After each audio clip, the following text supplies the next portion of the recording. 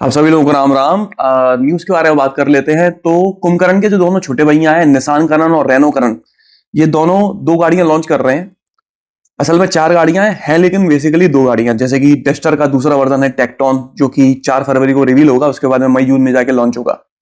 जो Triber already launched है, उसका दूसरा वर्जन है ग्रेवाइट, जो निसान लॉन्च करेगी। 21 जनवरी को उसको रिवील किया जाएगा, उसके बाद में उसको लॉन्च कर दिया जाएगा। काइलैक, कोशैक और स्लाविया, इन तीनों गाड़ियों के प्राइसेस को बढ़ा दिया गया है। काइलैक के 19,000 रुपीज तक बढ़े हैं, कोशैक के 7,000 रुपीज बढ़े हैं, इसका फेसलिफ्ट भी आने वाला है, और स्लाविया के 34,000 रुपीज तक बढ़े हैं। तो ये कंपनी अकेली नहीं है, हर किसी कंपनी ने अपनी अपनी गाड़ियों के प्राइसेस इंक्रीज किए हैं, किसी ने कम तो किसी ने ज्यादा किए हैं। महिंद्रा 3XO ईवी को लॉन्च किया गया है 13.89 लाख रुपीस में। भाई ये गाड़ी लॉन्च की क्यों है, मैं ऐसा क्यों कह रहा हूं बताता हूं। सिर्फ दो वेरिएंट्स हैं इसके, AX5 13.89 लाख रुपीस का और AX7L 14.96 लाख रुपीस का।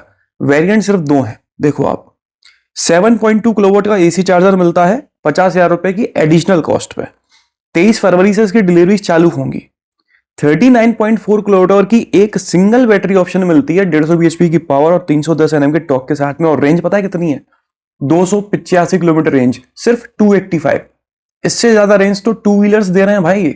चलो टू व्हीलर्स अलग मार्केट है, उसका बात नहीं करते हम लोग। जिस प्राइस सेगमेंट में, जिस कंपटीशन में आप ये गाड़ी लॉन्च कर रहे हो, वहां पर 450 पौने 500 किलोमीटर तक की रेंज क्लेम की जा रही है, और आप 300 तक क्लेम नहीं कर पा रहे हो। नेक्सॉन के अगेंस्ट लॉन्च कर रहे हो, उसमें 465 किलोमीटर की रेंज मिलती है बॉस, और सिर्फ दो वेरिएंट्स। मतलब ये तो ऐसा लग रहा है कि बस आप दिखावे के लिए लॉन्च कर रहे हो कि हाँ भाई हम पर भी ईवी गाड़ियां हैं। और ईवी का जब मन होता है तो आपका दिखता है B6 में, XEV9E में, XEV9S में। यहां आके क्या हो जाता है अचानक से? वहां पे तो आप पौने 700 किलोमीटर रेंज क्लेम कर रहे हो, यहां 300 पार नहीं कर पा रहे। क्यों लॉन्च करिए यार ये। टोयोटा वाले भी ईवी गाड़ी देखो हर जगह आने वाली है। बड़ा सिंपल सा रीजन है, कैफे 3 आने वाला है, BS7 भी आएगा। कैफे 3 के हिसाब से हर किसी कंपनी को हाइब्रिड गाड़ियां और ईवी गाड़ियां लॉन्च करनी ही पड़ेंगी, वरना वो सर्वाइव नहीं कर पाएंगे। करोड़ों रुपए फाइन देना पड़ेगा उनको। क्योंकि भाई जो CO2 इमिशंस हैं उसको कंपेंसेट करने के लिए आपके कंप्लीट पोर्टफोलियो में ईवी और हाइब्रिड गाड़ियां होनी चाहिए, वरना सर्वाइव नहीं कर सकते आप इस मार्केट में 2027 के बाद से। तो इसलिए टोयोटा वाले अर्बन क्रूजर, जो कि ई विटारा का ईवी वर्जन है, उसको लॉन्च करने वाले हैं। विटारा की तरह ही 49 किलोवाट आवर और 61 किलोवाट की बैटरी ऑप्शंस मिला करेंगे, और उतनी ही लगभग 550 किलोमीटर के आसपास आपको रेंज मिला करेगी। 19 जनवरी को ये अर्बन क्रूजर जो है वो लॉन्च होने वाली है। टाटा ने सफारी और हैरियर दोनों के पेट्रोल इंजन को लॉन्च कर दिया है। वही हाइपरियन पेट्रोल इंजन है जो सियरा में मिलता है, उसका थोड़ा सा रिट्यून्ड, ज्यादा पावरफुल, ज्यादा टॉर्क वाला वर्जन है ये।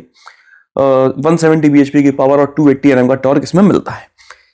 टाटा वालों ने सिर्फ इंजन ही इसमें नया नहीं दिया है, कुछ फीचर्स भी एड ऑन किए हैं। डिजाइन में कोई चेंज नहीं है, फीचर्स में एड ऑन है। जैसे कि है ना, एक नया टॉप वेरिएंट लॉन्च किया गया है जिसका नाम है एकम्प्लिस्ड अल्ट्रा।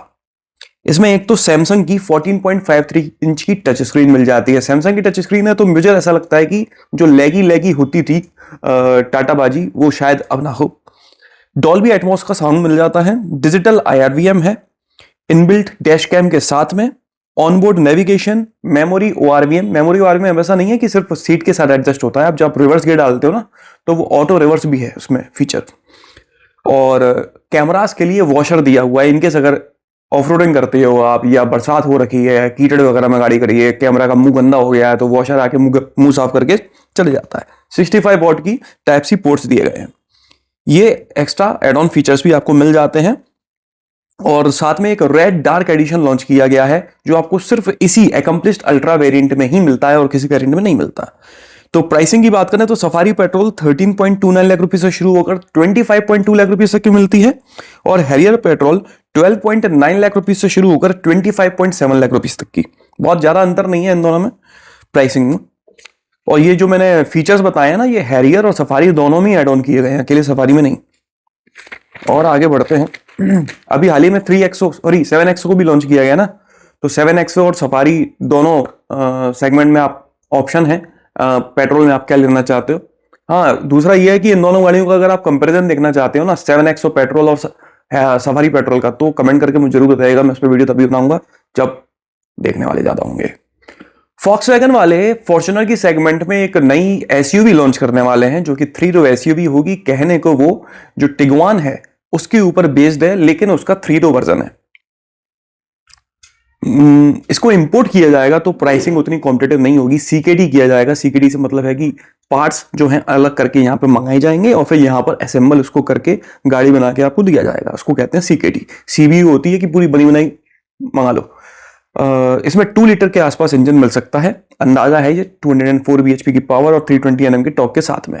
देखो फॉर्च्यूनर की सेगमेंट की है तो ऑब्वियसली 35-40 लाख रुपए से इसकी प्राइसिंग चालू होगी। पेट्रोल में आएगी, डीजल का तो कोई ऑप्शन ही नहीं है। अब पेट्रोल में तो कौन ही खरीदता है उस सेगमेंट की गाड़ियां यार। फॉर्च्यूनर खुद एक साल में 1000 यूनिट बिकती है उसकी पेट्रोल में। ये पेट्रोल में लॉन्च करोगे फिर कहोगे मार्केट खराब है। Volkswagen की हमेशा मुझे समझ में नहीं आई, वो कौन सी गाड़ी थी, टिगवान। और एक और इन्होंने लॉन्च करी थी ना,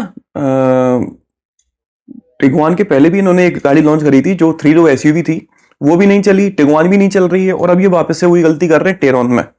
देखते हैं, कोई तो थी, नाम याद नहीं आ रहा मुझे। Volkswagen ने अपनी गाड़ियों के प्राइसेस को इंक्रीज किया है, लेकिन साथ ही में बेस वेरिएंट के प्राइसेस को कम भी किया है। मतलब बेस वेरिएंट छोड़ के बाकी सभी वेरिएंट्स के प्राइसेस बढ़ा दिए और बेस वेरिएंट के घटा दिए। जैसे कि टाइगोन के जो बेस वेरिएंट है वो 84,000 रुपीज तक सस्ता कर दिया गया है, लेकिन बाकी सभी वेरिएंट्स को 4,000 रुपीज एक्सपेंसिव कर दिया है। वर्टस के बेस वेरिएंट को 66,000 रुपीज सस्ता कर दिया है, लेकिन बाकी सभी वेरिएंट्स को 50,000 रुपए तक बढ़ा दिया है। ठीक है।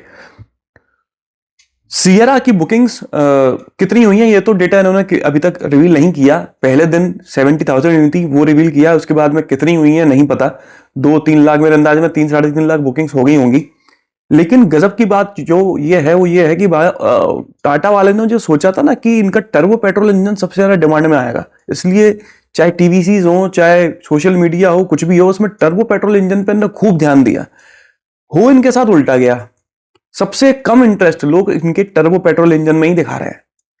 इनका जो नेचुरली एस्पिरेटेड पेट्रोल इंजन है उसकी 25% बुकिंग हुई है, 55% डीजल इंजन की बुकिंग हुई है और सिर्फ 20% मतलब कि सबसे कम टर्बोचार्ज पेट्रोल इंजन की बुकिंग्स हुई हैं। तो बाकी देखते हैं बॉस, क्योंकि 3 लाख की बुकिंग है, हो सकता है वेटिंग पीरियड ज्यादा हो, और वेटिंग पीरियड ज्यादा होता है तो उस दौरान कई लोग इंतजार नहीं कर पाते, बुकिंग कैंसिल करते हैं। तो देखते हैं जो प्रैक्टिकली कौन सा इंजन ज्यादा सड़कों पर दिखता है। टोयोटा वालों ने भी अपनी गाड़ियों के प्राइसेस इंक्रीज कर दिए हैं। जैसे फॉर्च्यूनर के प्राइसेस को 74,000 रुपीज तक और बढ़ा दिया है। क्रिस्टा के 33,000 रुपीज बढ़ा दिए हैं। हाईक्रॉस के 48,000 रुपीज तक इंक्रीज कर दिया गया है। साथ ही में रोमियोन का E manual transmission, Hycross G variant और फॉर्च्यूनर के जो लीडर वेरिएंट्स आते थे इन सबको डिसकंटिन्यू कर दिया गया है। XUV 7XO को लॉन्च किया गया है पेट्रोल डीजल दोनों में ही। 13.66 लाख रुपीस से शुरू होकर 24.92 लाख रुपीस तक की ये मिलती है। ये जो प्राइसेस हैं ये शुरुआती 40,000 कस्टमर्स के लिए हैं, उसके बाद में इसके प्राइसेस को इंक्रीज कर दिया जाएगा। इस तरह का जो ऑफर होता है ना वो मुझे समझ नहीं आता। या तो आप ये बोल दो कि शुरुआती 2 महीने 3 महीने के लिए, तो समझ में आता है कि हाँ बॉस। अब शुरुआती 40,000 कस्टमर, वो 40,000 कौन से हैं, कब पूरे हो गए, कब शुरू हुए, हमें कैसे पता पड़ेगा? आपके हिसाब से तो आपके 40,000 अगले दिन पूरे हुए होंगे। मतलब मैं अगर आज चाहूं XUV 7XO बुक करना तो फोन पे तो वो लोग कहेंगे कि बॉस सर वो 40,000 बुकिंग्स तो ऑलरेडी हो चुकी हैं, इंक्रीज प्राइसेस के हिसाब से आपको गाड़ी डिलीवर की जाएगी। और ये बात हो सकता है वो लोग अगले दिन से ही बोल रहे हो कि सर वो तो 40,000 कस्टमर्स 1 घंटे में पूरे हो गए थे, हमें कैसे पता? ये सब मार्केटिंग गिमिक्स हैं अट्रैक्ट करने के लिए कस्टमर्स को। निसान ने मैग्नाइट सीएनजी बहुत पहले लॉन्च करती थी। असल में सीएनजी जो इनकी है ना वो डीलर लेवल एसेसरी किट है। ठीक है। अभी तक ये सिर्फ मैनुअल ट्रांसमिशन में मिल रही थी, अब आप चाहो तो आपको ये AMT में भी मिल जाती है इसके 1 लीटर पेट्रोल इंजन में। ठीक है।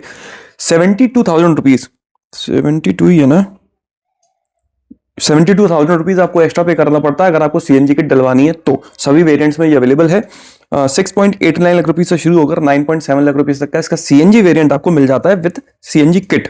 3 साल और या फिर 1 लाख किलोमीटर तक की वारंटी मिलती है। अभी तक इसमें एक और चेंज किया गया है, चेंज जो है वो ये है कि अभी तक इसमें क्या था ना कि सीएनजी किट डलवाने के बाद में आपको इंजन की तरफ से सीएनजी फिल करनी पड़ती थी।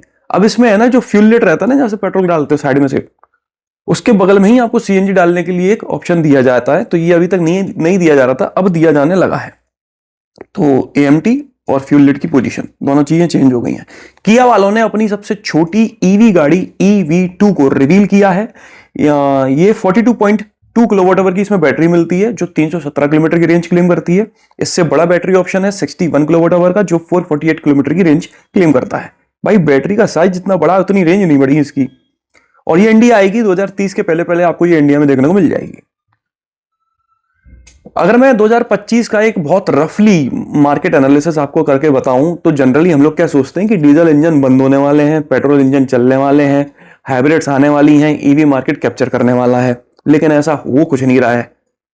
जो एनालिसिस हैं, जो एनालिटिक्स हैं, वो पता है क्या बताते हैं कि पेट्रोल इंजन की डिमांड कम हो रही है, डीजल इंजन की डिमांड बढ़ रही है, और ईवी तो चल ही रही है कुपचे में साइड में। प्लग इन हाइब्रिड्स वगैरह जितनी आ रही हैं बिक रही हैं, माइलेज ज्यादा देती हैं इस चक्कर में। ठीक है, मतलब पेट्रोल को छोड़कर हर कोई फ्यूल ऑप्शन की ग्रोथ ज्यादा है कंपैरेटिवली पेट्रोल के। 2024 में 59.44% गाड़ियां जो बिकी थी वो पेट्रोल थी, जबकि 2025 में 53.27% गाड़ियां ही पेट्रोल बिकी हैं। मतलब डिक्लाइन आया है। डीजल 17.93% से बढ़कर 18.33% का डीजल गाड़ियों का मार्केट शेयर है। ठीक है, तो आप जो सोच रहे हो प्रैक्टिकली ऐसा है नहीं, डीजल की डिमांड ज्यादा है। और ग्लोबल मार्केट में भी आप देखोगे ना तो कंपनीज जो ये अनाउंस की थी मात्र 2 साल पहले तक कि हम 2030 तक या 2035 तक सिर्फ ईवी गाड़ियां बनाया करेंगे, वो अपने अपने अनाउंसमेंट से पलट रही हैं और कह रही हैं कि बॉस हम वापस से पेट्रोल गाड़ियों पर ध्यान देना शुरू कर रहे हैं। ईवी गाड़ियों से लोग दूर भाग रहे हैं, कंपनीज दूर भाग रही हैं, उनको नुकसान हो रहा है, ग्लोबल नुकसान हो रहा है बॉस। इंडिया की कहानी नहीं है ये, सब जगह की कहानी है।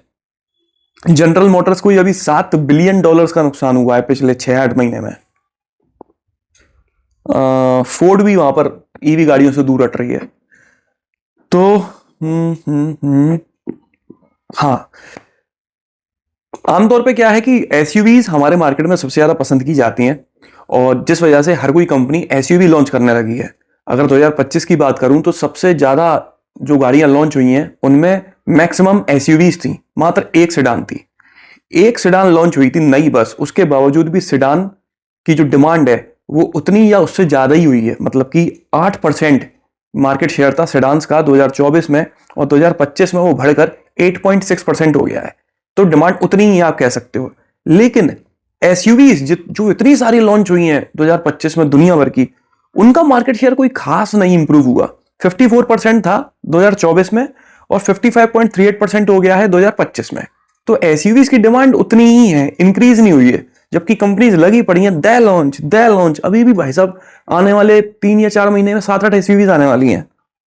हैचबैक की डिमांड्स लगातार घट रही है, 2.5% गिरावट आई है डिमांड में 2024 से 2025 के कंपैरिजन में। तो ये एक हल्का फुल्का मार्केट एनालिसिस मैंने आपको बताया। बाकी डिटेल्ड एनालिसिस कोई इंटरेस्ट नहीं लेता यार, वरना तो मैं पता नहीं किन किन चीजों पे वीडियो बना दूं। मारुति लगातार 5वें साल सबसे ज्यादा एक्सपोर्ट करने वाली कंपनी बन गई है। इसने 3,95,000 गाड़ियों को एक्सपोर्ट किया है बॉस, यहां से बनाकर भेजा है। 100 से ज्यादा देशों में ये कंपनी यहां से एक्सपोर्ट करती है और 5वें साल लगातार इसने सबसे ज्यादा एक्सपोर्ट किया है। सेल्टोस को लॉन्च किया गया है 10.99 लाख रुपए से शुरू होकर ये 19.99 लाख रुपए तक की मिलती है। अगर आप जानना चाहते हो इस गाड़ी में कितने क्या वेरिएंट्स मिलते हैं या इसका कंपैरिजन देखना चाहते हो तो मैंने वीडियो बना रखा है, ऊपर स्क्रीन पे आप देख सकते हो। इसके अलावा 7XO जो लॉन्च हुई है उसके ऊपर भी मैंने वीडियो बनाया है, उसके वेरिएंट्स अगर आप जानना चाहते हो तो आप देख सकते हो, ऊपर मैं उसकी भी लिंक छोड़ दूंगा, वो वीडियो भी आप देख सकते हो। लिंक इनकेस नहीं आती है, कभी कभी नहीं आती लिंक, ग्लिच आ जाता है। आजकल यूट्यूब पे बहुत सारे ग्लिचेस चल रहे हैं। यूट्यूब बिल्कुल इस समय यूट्यूब के अंदर टेक्निकल प्रॉब्लम्स इतनी बकवास चल रही हैं, ढंग से काम ही नहीं कर रहा है यूट्यूब। कई सारे लोग भी बोलते हैं नोटिफिकेशन लेट आ रहा है, ये आ रहा है, वो आ रहा है। वाकई में मैं खुद परेशान हूं, हर दूसरे तीसरे दिन में कंप्लेंट कर रहा हूं यूट्यूब पे, ये हाल है। ये भी न्यूज ही समझ लो। आगे बढ़ते हैं तो MG मैजेस्टर, ये कोई नई गाड़ी नहीं है। MG की जो ग्लॉस्टर है ना उसी का ही नेक्स्ट जनरेशन है ये MG मैजेस्टर। इसको टेस्ट करते हुए देखा गया है। टेस्ट करते हुए क्या, बढ़िया ऑफरोडिंग चल रही है, प्रॉपरली दिखवाई गई है। 1.5 या 2 साल से इसकी लॉन्चिंग चल रही है। हर महीने खबर आती है कि अगले महीने या उसके अगले महीने ये लॉन्च होने वाली है, और कभी लॉन्च नहीं होती। इस बार भी खबर आई है कि फरवरी में लॉन्च होने वाली है। अब देखते हैं लॉन्च होती है या नहीं होती है। ग्लॉस्टर पूरी तरह से खत्म हो चुकी है, समय रहते हुए अपग्रेड ना करो तो गाड़ी खत्म ही होती है। आगे बढ़े तो विनफास्ट ने जो दो गाड़ियां लॉन्च करी थी VF6 और VF7, वो काफी अच्छा रिस्पांस मिल रहा है मार्केट में उन दोनों गाड़ियों को। अभी तक उन दोनों गाड़ियों को इंट्रोडक्टरी प्राइसेस में बेचा जा रहा था, लेकिन अब उनका इंट्रोडक्टरी फेज खत्म हो गया है। अब इन गाड़ियों के प्राइसेस को 80,000 से 1,30,000 रुपीज तक इंक्रीज कर दिया गया है। तो अगर आप अब लेना चाह रहे हो तो आपको 1 लाख रुपए के समथिंग ये गाड़ी महंगी पड़ने वाली है। आप लोगों ने सुना होगा दिल्ली में रॉन्ग साइड आने वाले लोगों के ऊपर FIR काटी जा रही है। तो इनकेस अगर आप दिल्ली रहते हो और रॉन्ग साइड जाने की चुल है तो बॉस वो चुल भारी पड़ सकती है, कोर्ट जाना पड़ सकता है और धक्के खाने पड़ सकते हैं कोर्ट कचहरी के। तो जो गाइडलाइंस हैं, रूल्स एंड रेगुलेशन है ट्रैफिक के, वो फॉलो कीजिए। और इसी की देखा देखी गुड़गांव पुलिस भी ये काम करने लगी है। गुड़गांव में भी सबसे पहली FIR रॉन्ग साइड आने वाले बंदे की काट दी गई है। तो बॉस सतर्क हो जाओ। गडकरी जी बड़ा अच्छा काम कर रहे हैं बॉस। इन्होंने अनाउंस किया है कि 2026 के आखिर तक ये एक ऐसी टेक्नोलॉजी लेके आने वाले हैं जिसकी मदद से गाड़ियां आपस में बात कर सकेंगी। बात करने से मतलब है कम्युनिकेट कर सकेंगी वायरलेस सिग्नल्स के थ्रू। आमतौर पे क्या होता है ना, गाड़ियों का साइज जिस हिसाब से बढ़ता चले जाता है उन गाड़ियों का ब्लाइंड स्पॉट भी बढ़ता जाता है। ब्लाइंड स्पॉट इनकेस अगर आप नहीं जानते हो तो हर किसी गाड़ी का एक ब्लाइंड स्पॉट होता है जहां पर ड्राइवर बैठा होता है, तो गाड़ी के अगल बगल के कुछ ऐसे एरियाज होते हैं जो उसको नजर नहीं आ रहे होते, उनको ब्लाइंड स्पॉट्स कहते हैं। गाड़ी का साइज बढ़ता जाता है तो ये ब्लाइंड स्पॉट्स का साइज भी उतना ही बढ़ता जाता है। उन ब्लाइंड स्पॉट्स पे गाड़ियां हैं या नहीं हैं, ये वो टेक्नोलॉजी आपको बता देगी। तो अगर आपको नजर नहीं आ रहा है कि आपके अगल बगल कोई गाड़ी है या आ रही है आपकी तरफ, तो ये टेक्नोलॉजी जो है वो आपको बता देगी कि बॉस अगल बगल गाड़ी है, आपकी तरफ आ रही है, इतनी स्पीड से निकलने वाली है। तो आप अलर्ट हो जाओगे और रिएक्शन देने के लिए आपको काफी सारा टाइम मिल जाएगा। इनकेस अगर विजिबिलिटी काफी कम है, जैसे कि यमुना एक्सप्रेसवे या किसी भी एक्सप्रेसवे पर फॉग की वजह से एक्सीडेंट्स वगैरह होते हैं, तो वहां पर ये टेक्नोलॉजी आपको बचा सकती है। आपको पहले ही बता देगी कि आगे इतनी सारी गाड़ियां जो इकट्ठी हो रखी हैं, तो आप ब्रेक्स अप्लाई कर सकते हो काफी पहले। तो इस तरह से ये टेक्नोलॉजी काम करेगी और कोई महंगी टेक्नोलॉजी नहीं है। 2027 से हो सकता है कि हर किसी कंपनीज के लिए मैंडेटरी कर दिया जाए, नई गाड़ियों में देना शुरू किया जाए। बहुत सस्ती है, 7-8 हजार में लग जाएगी, तो गाड़ियों की कॉस्ट इंक्रीज नहीं होनी। पुरानी गाड़ियों में अगर आप इसे लगवाना चाहते हो तो आप 8 या 10 हजार रुपए में लगवा सकते हो। ऐसी इन्फॉर्मेशन के हिसाब से मैं प्राइसिंग बता रहा हूँ और अपना अंदाजा नहीं बता रहा हूँ, ये इन्फॉर्मेशन में ही बताया गया है। 8-10 हजार रुपए में आपको मिल जाएगा। ये नहीं क्लियर है कि हर किसी को लगवा, जैसे फास्टैग मैंडेटरी है वैसे ये भी मैंडेटरी है, होगा नहीं होगा ये क्लियर नहीं है अभी हाल फिलहाल। पहली चीज। दूसरा अनाउंसमेंट जो गडकरी जी ने किया है बड़ा अच्छा अनाउंसमेंट है, गरीबों के लिए बहुत मदद मिलेगी। आमतौर पर क्या होता है ना, एक्सीडेंट्स वगैरह होते हैं और जो भी जहाँ भी हाईवे वगैरह पे होते हैं अगल बगल के लोग मदद करते हैं, उठा के ले जाते हैं उनको सरकारी अस्पताल में या प्राइवेट अस्पताल में। तो हॉस्पिटल्स के जो स्टाफ होते हैं बड़ा नखरे करते हैं, थोड़ा बचते हैं पेशेंट्स को ट्रीट करने के लिए। कई लोग बड़े अच्छे भी होते हैं, हाल ट्रीट कर देते हैं और पूरा खेल होता है पैसों का कि पैसे जमा कराओ ट्रीटमेंट लो। सरकार ने जो है ना वो ये अनाउंसमेंट किया है और कि एक्सीडेंट होने के बाद में जो विक्टिम है वहां पे ले जाते हो तो 1 हफ्ते के लिए या फिर 1.5 लाख रुपए तक उसको सरकार मदद करेगी। मतलब फॉर एग्जांपल आपका एक्सीडेंट हो गया और आपको हॉस्पिटल में ले जाया जाता है तो आपसे कोई पैसे नहीं मांगेगा। आपका बिल 1.5 लाख के ऊपर क्रॉस कर जाता है तो पैसे मांगेंगे, या आप 1 हफ्ते से ज्यादा उस हॉस्पिटल में रुक गए हो तो आपसे पैसा मांगा जाएगा, वरना नहीं मांगा जाएगा। ये जो अनाउंसमेंट है ये ऑलरेडी ये स्कीम चल रही है 6 स्टेट्स में। उन 6 स्टेट्स में 6,833 पेशेंट्स को का जो प्रोसीजर है वो किया भी जा चुका है और 73 लाख रुपीस रीइंबर्स भी किया जा चुका है। नेशन वाइड ये अप्लाई होने वाला है। तीसरा अपडेट जो गडकरी जी ने किया है वो ये किया, अभी हाल ही में आप लोगों ने कुछ न्यूज सुनी होंगी कि बसेस में आग लगने की वजह से कई सारे लोगों की दर्दनाक मौत हो गई। तो अभी तक होता क्या आया था ना अपने यहाँ कि ये आप जो बसेस देखते हो, ट्रक्स देखते हो ना, इनकी जो बॉडी होती है वो कंपनी बना के नहीं देती। ये लोकल वेंडर्स हैं, लोहा सरिया खरीदते हैं, वेल्डिंग वाली मशीन खरीदते हैं और बना के दे देते हैं। लोकल जो लेबर होती है ना वो करके दे देती है। तो इसमें जो गाइडलाइंस हैं गवर्नमेंट की वो फॉलो नहीं हो रही होती हैं। इतना ज्यादा वायलेशन होता है कि गडकरी जी का खुद का कहना है कि ये जो बसेस जली हैं उनमें वायलेशन इतने ज्यादा थे कि इनके ऊपर 302 लगनी चाहिए। हालांकि यहां से क्वेश्चन ये भी उठता है कि बॉस इतना ज्यादा वायलेशंस थे तो ये सड़कों पर चल कैसे रही थी। सड़कों पर जो लोग खड़े रहते हैं उनको हरी पत्ती लेके जो इस तरह की गाड़ियों को अलाउ कर रहे हैं, उनमें भी तो सुधार की जरूरत है। दिल्ली में जो पॉल्यूशन के चक्कर में BS4 गाड़ियां बैन कर दी गई हैं, BS4 उसके नीचे की, उसके बावजूद भी BS4 गाड़ियां उसके अंदर एंटर हो रही हैं। कैसे? हरी पत्ती से ही तो। सुधार तो यहाँ भी जरूरी है, यहाँ भी करना देखना चाहिए। अकेले सिर्फ गाड़ियां सुधारने से कुछ नहीं होगा, मतलब होगा बट सब कुछ नहीं होगा। तो ये जो बॉडीज बनाने वाले लोग हैं ना, ये सब इनकी दुकानें बंद होने वाली हैं। जो कंपनीज गाड़ियां बनाती हैं वही बॉडीज बनाया करेंगी। इनकेस अगर किसी को बॉडी बनानी है, अपना ये बिजनेस खोलना है, तो जो गवर्नमेंट की गाइडलाइंस है उनको फॉलो करके बॉडी बनानी पड़ेगी। ये नया रूल, 3 चीजें गडकरी जी ने अनाउंस करी हैं और तीनों ही शानदार हैं। हेक्टर के फेसलिफ्ट को लॉन्च किया गया था कुछ दिनों पहले, लेकिन सिर्फ पेट्रोल की प्राइसिंग बताई गई थी। अब डीजल की प्राइसिंग बता दी गई है। 16.45 लाख रुपए से शुरू होकर ये 19.75 लाख रुपए तक का मिल जाता है। मुझे तो अभी भी ओवर प्राइस लग रही है ये गाड़ी, और अब तो मेरे को है ना पुरानी भी लगने लगी। इसकी नई जनरेशन लाओ बॉस, जिंदा करना है इसको तो, वरना ये तो खत्म है। मतलब किसी ने वीडियो तक नहीं बनाया इस गाड़ी के ऊपर, ये हालत है। स्कोडा ने एक super care warranty program introduce किया है। ये कोई स्पेशल अलग प्रोग्राम नहीं है। जो स्टैंडर्ड वारंटी आपको अभी तक स्कोडा की मिल रही थी उसको इंप्रूव किया गया है। अब आपको स्कोडा की गाड़ियों के साथ में 4 साल या 4 साल के लिए वारंटी मिलेगी स्टैंडर्ड, बिना कुछ एक्स्ट्रा पे किए। 4 साल के लिए आरएसए मिलेगा स्टैंडर्ड, बिना कुछ एक्स्ट्रा पे किए, और 4 फ्री सर्विस मिलेंगी और ऑब्वियसली बिना कुछ पे किए। तो ये है सुपर केयर वारंटी प्रोग्राम जो आपको स्कोडा की गाड़ियों के साथ मिलेगा।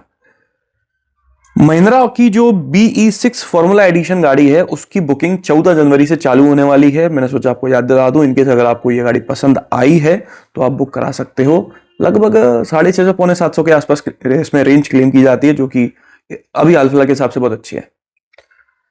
रेनो राफेल कूपे एसयूवी को टेस्ट करते हुए देखा गया है। मुझे जहां तक ध्यान है इस गाड़ी को शायद पहले भी कई बार टेस्ट करते हुए देखा गया है।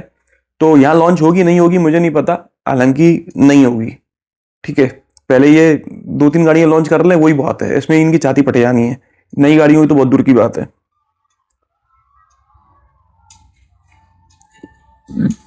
डस्टर को 26 जनवरी पे टीज किया जाना, आप लोगों को पता ही है, सॉरी रिवील किया जाना है। उसके पहले एक छोटे से वीडियो में इसको टीज किया गया है, वो वीडियो आप देख सकते हो और अंदाजा लगा सकते हो कि डस्टर कैसी लगने वाली है। पंच 13 जनवरी को लॉन्च होने वाली है, और लॉन्च होने के पहले इसके छोटे छोटे वीडियो टाटा रह के रिलीज कर रहा है। जैसे कि उसके कलर ऑप्शंस रिलीज किए हैं जो आप अपनी स्क्रीन पर देख सकते हो। एक्सटीरियर और इंटीरियर का एक छोटा सा वीडियो रिलीज किया है, वो आप देख सकते हो।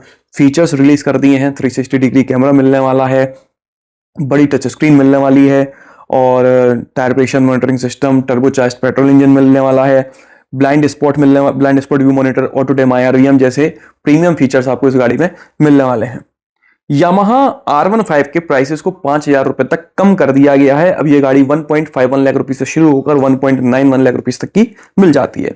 सिंपल वन ने जनरेशन 2 स्कूटर्स को लॉन्च किया है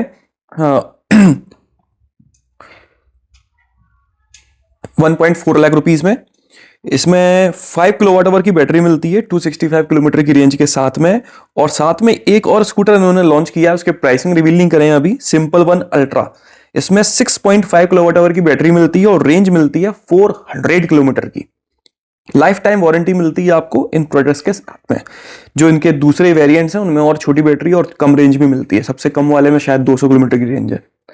बजाज चेतक का नया वर्जन जनवरी 14 को लॉन्च होने वाला है। ये अच्छा खासा बिक रहा है, जैसे कि 2025 में लगभग इसकी 3.25 लाख यूनिट्स बजाज चेतक की बिकी हैं। एथर 450X में क्रूज कंट्रोल मिलने लगा है। क्रूज कंट्रोल ये सिर्फ नए एथर 450X में नहीं मिलेगा। अगर आपने 2025 में ये स्कूटर खरीदा था तो आपके पास एक OTA अपडेट आएगी, उसके बाद में आपको भी क्रूज कंट्रोल मिलने लगेगा। KTM RC 160 को लॉन्च किया गया है 1.85 लाख रुपीस में। 164.2 सीसी का इंजन है, 19 bhp की पावर और 15.5 Nm के टॉर्क के साथ में। सुजुकी मोटरसाइकिल्स जो यूनिट है ये 10 मिलियन से भी ज्यादा 2 व्हीलर्स बनाकर बेच चुके हैं, और इन 10 मिलियन में सबसे ज्यादा एक्सेस 125 को बनाया और बेचा गया है। ये लोग एक नया प्लांट हरियाणा में शुरू करने वाले हैं, अभी काम चल रहा है उधर। कावासाकी निंजा पर 2.5 लाख रुपए का डिस्काउंट चल रहा है। मतलब निंजा की जितनी भी बाइक्स है ना, सब पर 2.5 लाख रुपए तक का डिस्काउंट चल रहा है। ये डिस्काउंट 31 जनवरी तक है, उसके बाद हो सकता है कंटिन्यू हो ना हो, पता नहीं।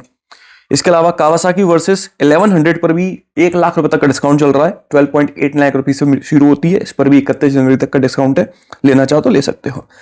एथर ने जो फास्ट चार्जिंग नेटवर्क है एथर का, उस पर 5000 चार्जिंग पॉइंट्स ये लोग क्रिएट कर चुके हैं, जिनमें से शायद सबसे ज्यादा बेंगलुरु में है, और 395 सिटीज को ये कवर करते हैं।